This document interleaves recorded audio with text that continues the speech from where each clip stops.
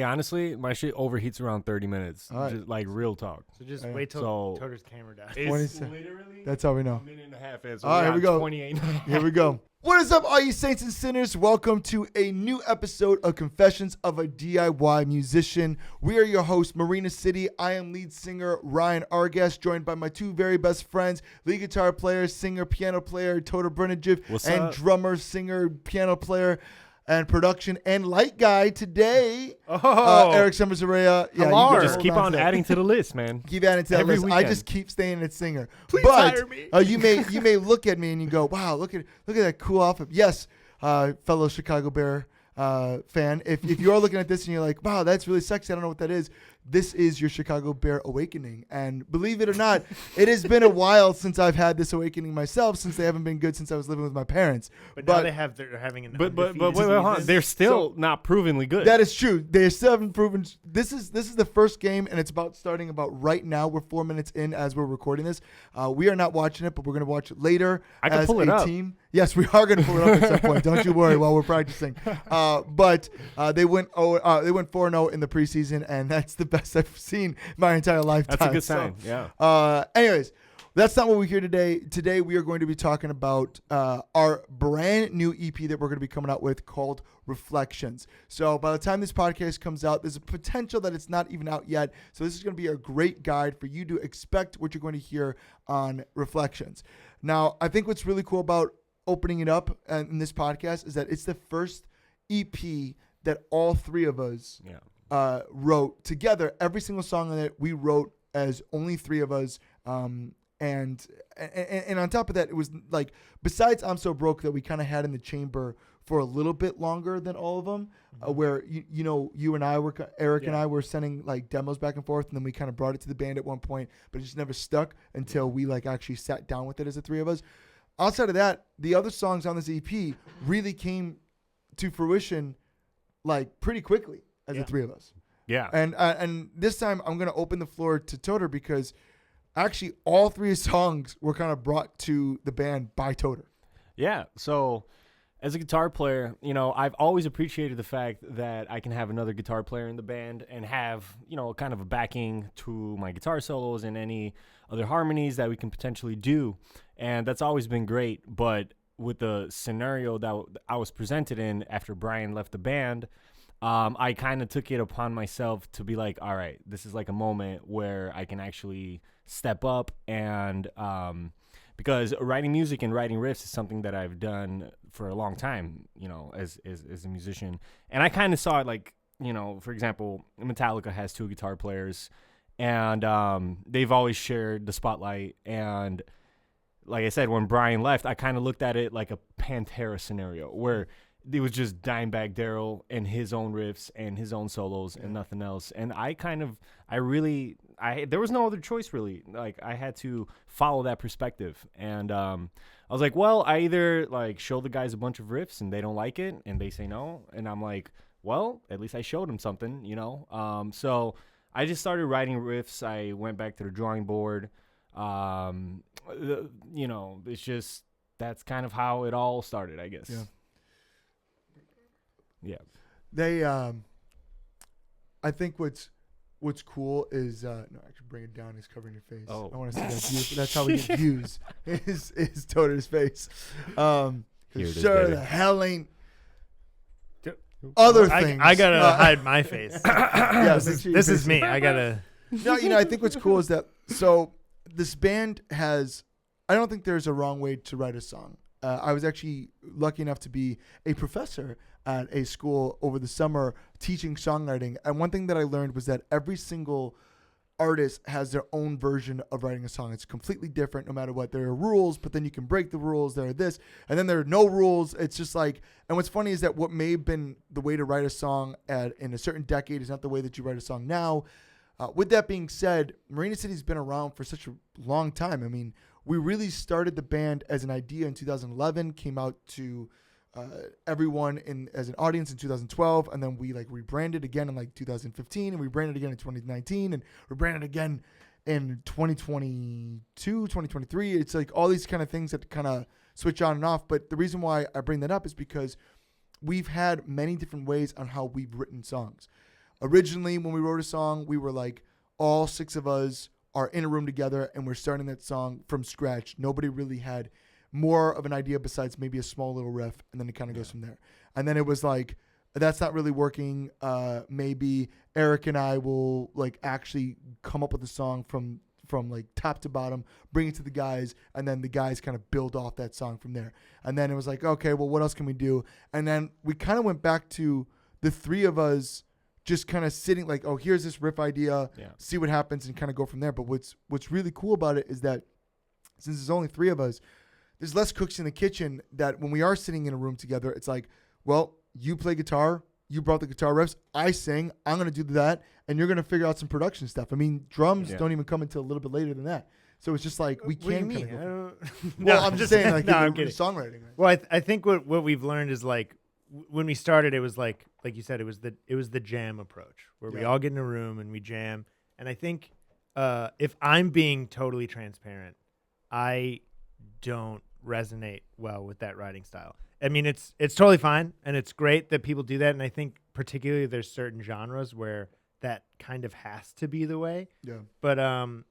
But we got to a point where it just wasn't fully clicking for us.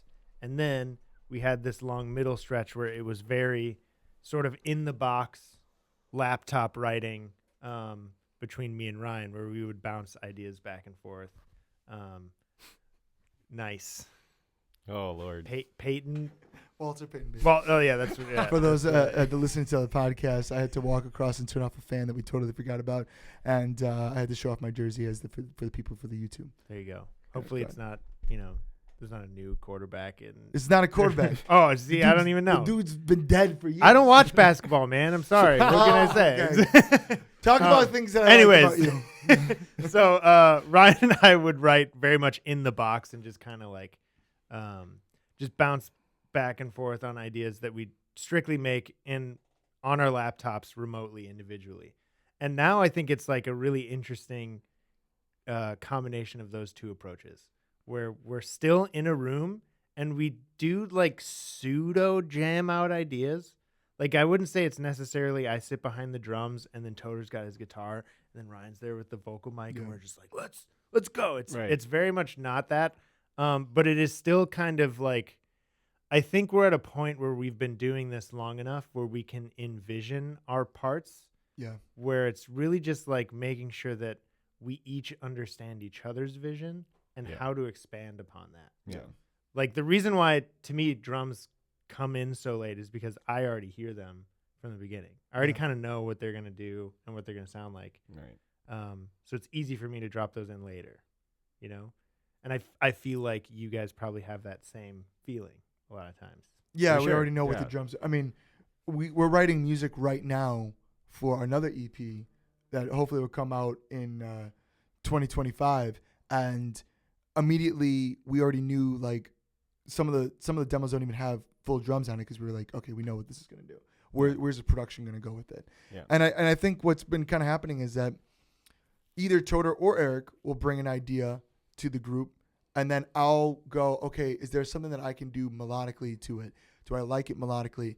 And if I'm like really vibing with it and I can come up with some lyrics and I got this concept idea, then that's kind of when we're like, okay, now we can just build upon it. But the jamming part really comes from, hey, I got this idea.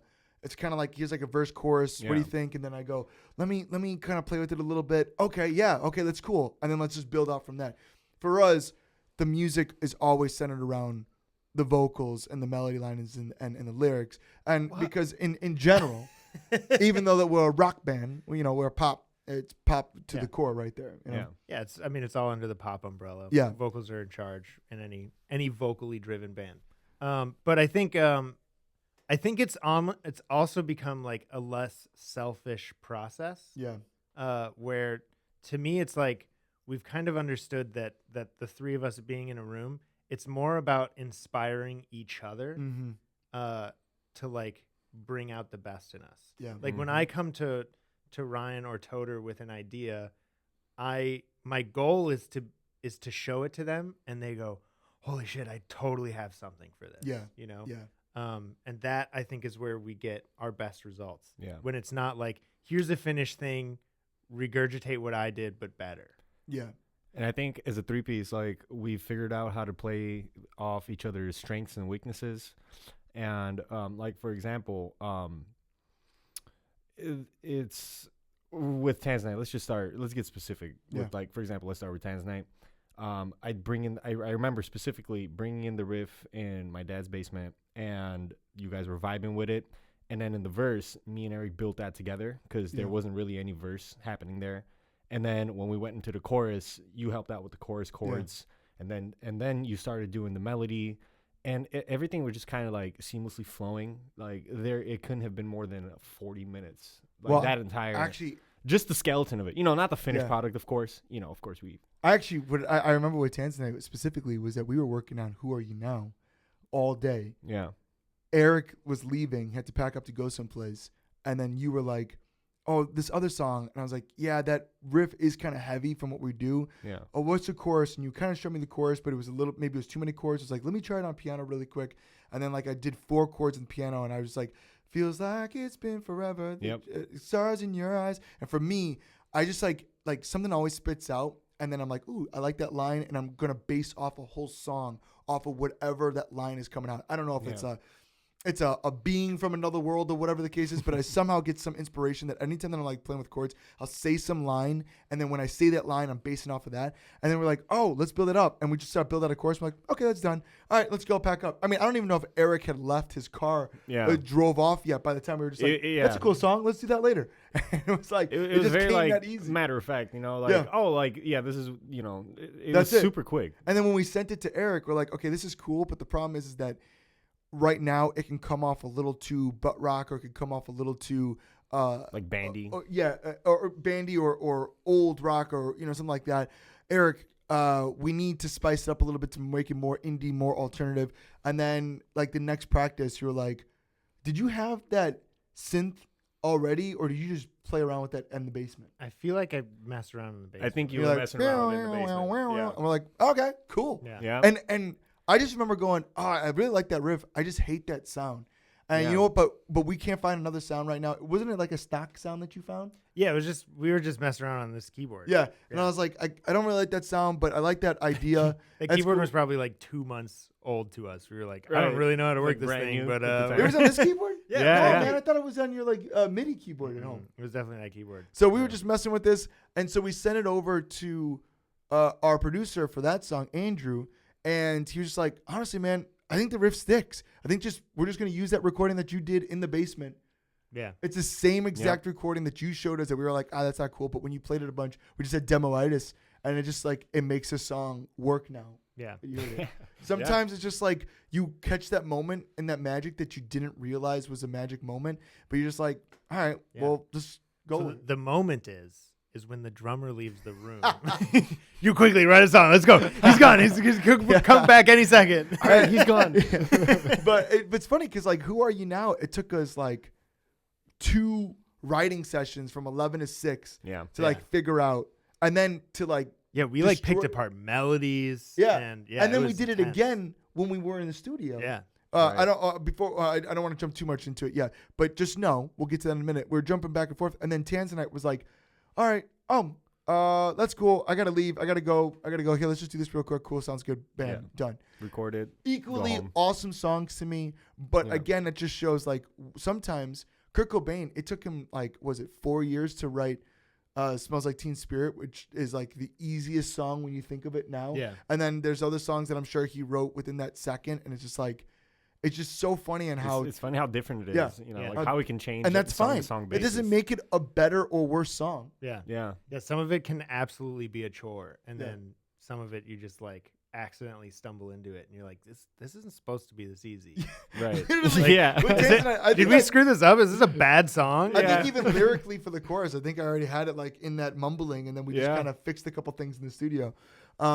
It'd be cool to find those voice memos because Oh, I'm I'm sure I pretty have sure. them. I have like some voice memos of the riffs, just even like voice. Because sometimes that's what I do. Like before I even record the guitar track, I do it within my voice because I'm out shopping or Yeah. I'm doing something else where a guitar isn't accessible. So I'm pretty sure I have that somewhere in my phone for sure. Yeah.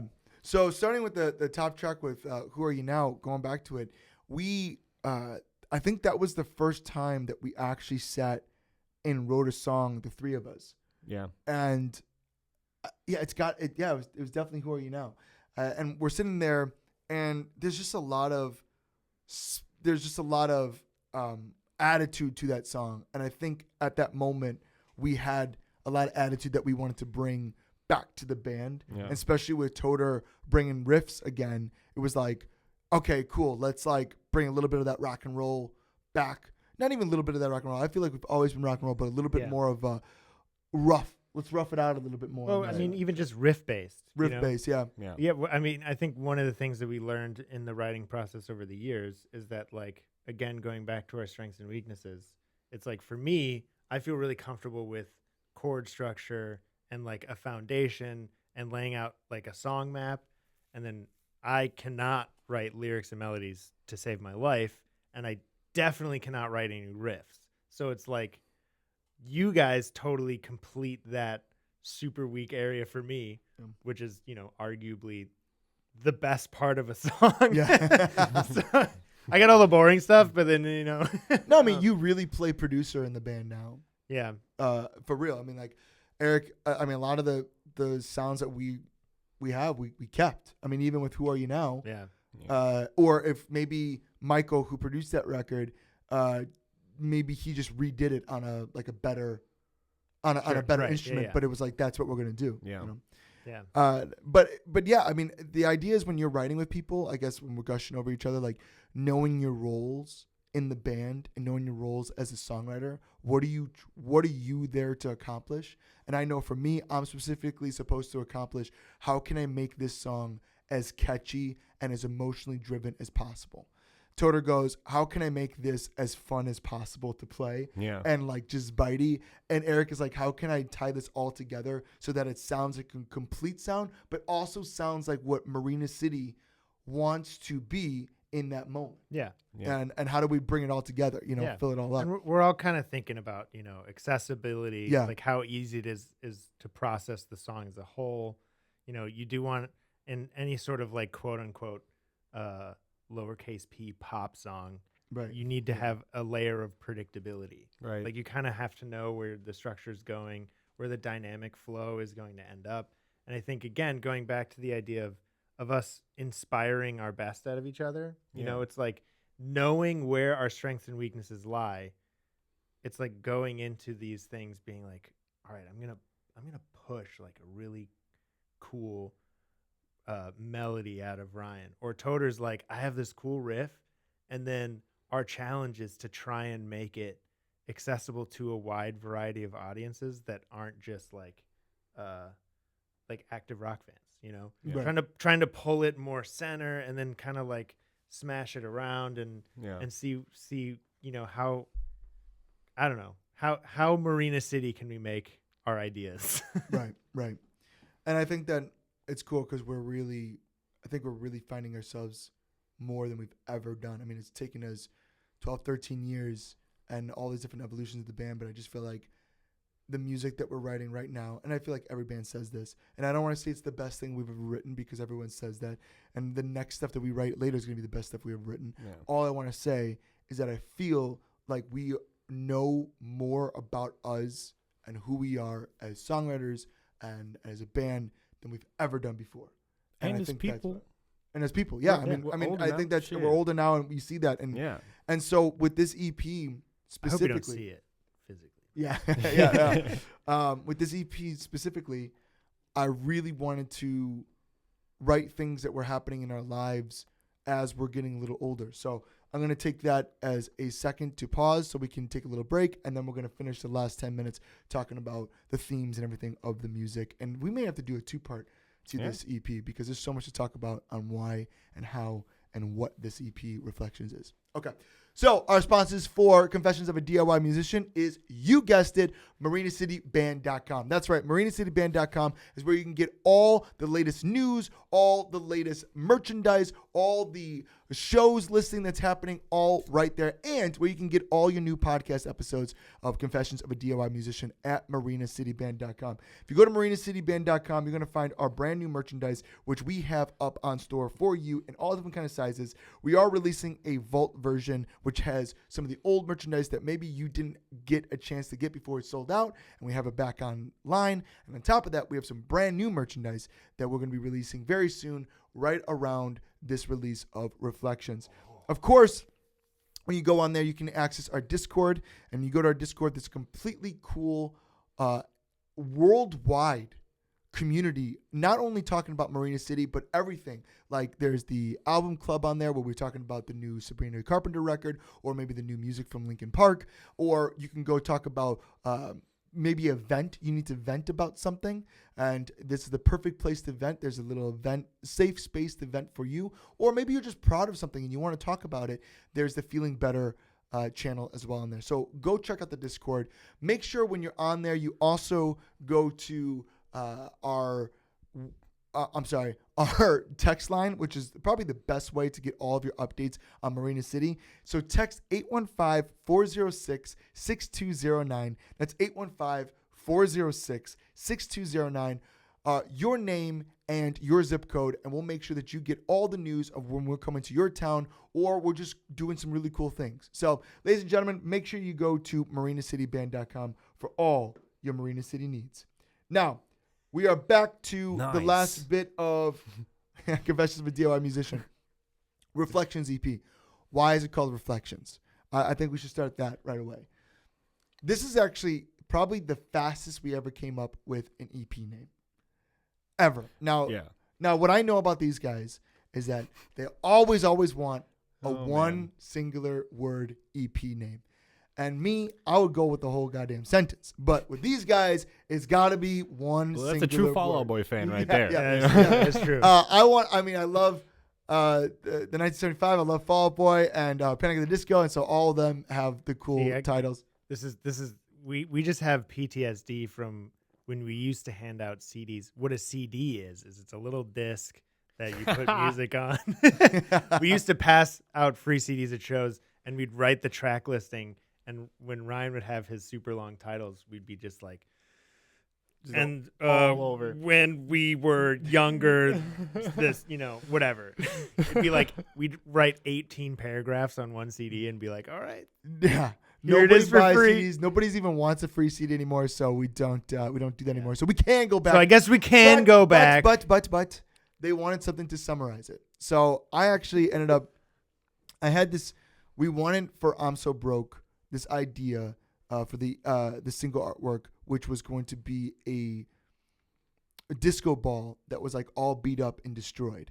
And the idea from it was just like, because the song is kind of dancey, but like it's also broken, I'm so broke, stuff like that. I had a really cool photo. I did it actually in this exact room that we're sitting in on this YouTube, if you're watching the YouTube video. I made it. I thought it was super awesome. I was ready for this to be the I'm So Broke single artwork, but then we made a whole music video that we self-made, and it just didn't connect at all with the single artwork, and it didn't make sense. So we're just like, well, maybe we'll use it for later on.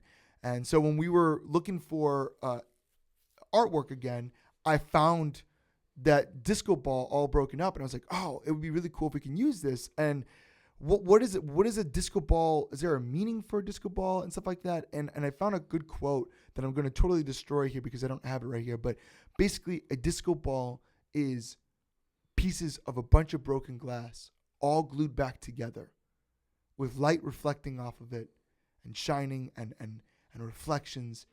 And I thought, wow, how cool is that? Like, as we are approaching, or not as we are in our 30s, as we've been approaching over a decade of being in a band, as we've had different member changes of this band, we are this broken glass all scattered on the floor, and we're coming back together piece by piece to create something new, something beautiful that's reflecting light and is reflecting and will hopefully make you dance. And hopefully make you dance a little bit on some of these songs. But it's also broken. It's not a completely dance record. It's a hard record compared to some of the other records we've been releasing. And why not Reflections, that it's reflecting back on everything that we've been kind of doing the last several years here. And so you're going to see the deep parts of our head on this record. I mean, I will say that it is an EP, and so we pieced together a bunch of songs and singles that we've released before, and I felt like one thing that bothers me is like Trust Fund Baby, Undone, and All the Best. We released that all in 1 year as singles, but then we didn't have like a spot that they can all just live in an era that it can just live at, and like you can just listen to it. And so It doesn't have a home. And it doesn't have a home. It just feels like these songs that kind of float in the atmosphere. So for me personally, I wanted to make sure that these songs had a home, and bringing this all together in an EP that actually feels pretty like cohesive with all the themes that we're kind of talking about growing older and growing apart and learning about yourself and wanting to stay a little bit longer and figuring out who you are now as a person. I just think that there's a lot of themes that someone that is entering their late 20s and early 30s are going to experience. Buying a home, having a child, friendships drifting, new friendships beginning. It really reflects of what we are going through in this right now. But I really want to take this as a two-part. I think there's songs that I really want to dive deeper in and why we wrote those, what they mean and stuff like that. But as of right now, you have the idea of how we wrote this record, where it kind of came apart, what this record means to us. This is the first 4 songs that we're releasing as a 3-piece and as a band that wrote them all together. I mean, you look at it and it says 3 writers on all 4 of these songs. It's just cool to see that. And I'm really proud of what we accomplished on it. And it's only part 1 of many parts that we're about to release. Yeah. So make sure you go stream Reflections. Go stream Who Are You Now, Tanzanite, I'm So Broke, Stay. And make sure you come back, because the next time we release a new podcast episode, we're going to do part 2 and dive even deeper on each individual songs. Saints and sinners, thank you so much for listening to Confessions of a DIY Musician. We are your hosts, Marina City. I'm Ryan Argast. That is Toda Brenajiv, Eric Summers-Araya. You forgot to ask us if we have any final thoughts. Yeah. Do you have any final thoughts? Usually ask Eric and I if we have final thoughts. I don't think they have any. No! You're fine. Yes. I guess we're not allowed to have final thoughts. Yeah. That's it. Do you have any final thoughts? No. Nar. All right. And forever hold your peace. Thank you so much for listening, and we will see you next time. Adios. Peace.